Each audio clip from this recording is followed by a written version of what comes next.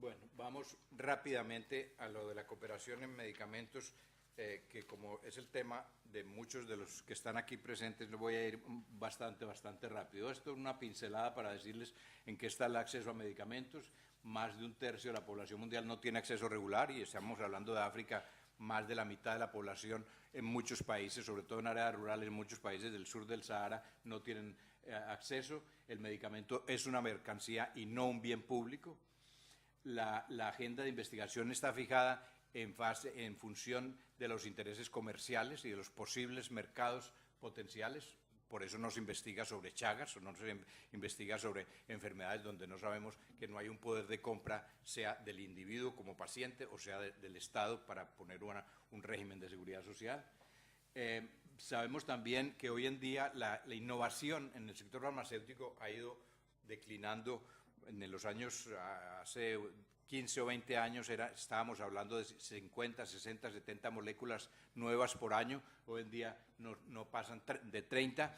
Y, sin embargo, el patentamiento de nuevos, entre comillas, nuevos productos está aumentando increíblemente. Hablamos de 2.000 medicamentos patentados en el año en Argentina en el año 2008, o 4.000 medicamentos. Si por un lado están diciendo los científicos, incluso reconociendo la misma FDA o la Agencia Europea de Medicamentos, que nuevas moléculas hay solo 20, 30 moléculas, ¿por qué se está permitiendo que se patenten tantos productos, con lo que lleva todo el patentamiento y el encarecimiento de los productos, etcétera? Los altos precios que pueden bloquear el acceso. Y este último punto es importante, porque si ustedes van a la página web de la OMS y ven los discursos de Margaret Chan en los últimos años, y casi incluso desde el anterior director general, o van a la página web de cualquiera de las grandes transnacionales farmacéuticas, van a encontrar que la solución son las donaciones que ellos están dando. Y aquí, si estamos hablando de un derecho, del acceso a la salud como un derecho, no lo podemos dar con limosnas, así las limosnas sean bastante altas, como he repetido ya varias veces. Esta segunda transparencia sobre los medicamentos era para llamar la atención a un problema muy grave que existe en materia de cooperación en salud, y específicamente en campo de medicamentos, con todos los partenariados que hay público y privado. El problema es que extrañamente, diferente de todas las otras industrias que conocemos hoy en día, los costos de producción no se conocen.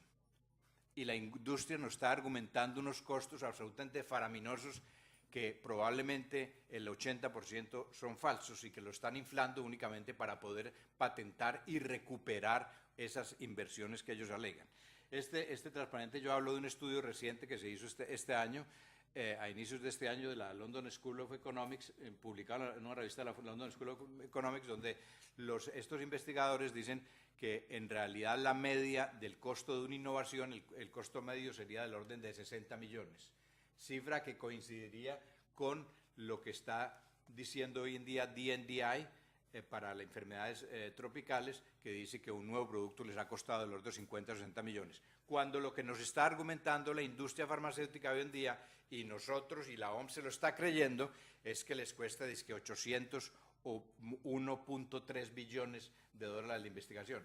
Entonces ustedes se dan cuenta que si hay un partenariado público y privado para que se produzcan medicamentos, pero lo están engañando a uno en el precio, estamos despilfarrando dineros públicos, que al final son dineros de la población, para pagarles a estos un negocio que vale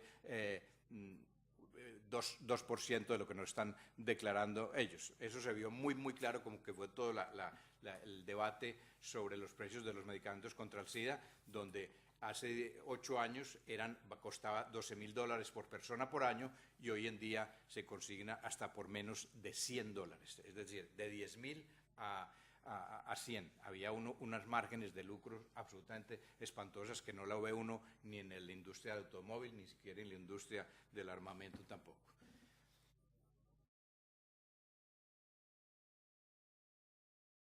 Pero creo que ya el tiempo se me pasó. Voy a terminar aquí, solo con una reflexión.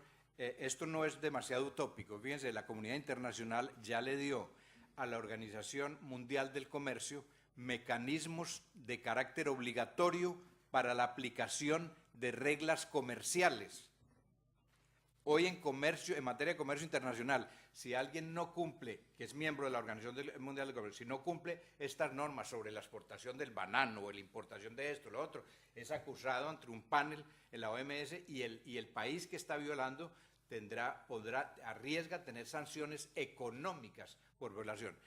En esto estamos para aplicar las reglas de comercio y cuando estamos hablando de la salud y de la vida o la muerte de las poblaciones, ¿no tendríamos que pensar en esta dirección más o menos?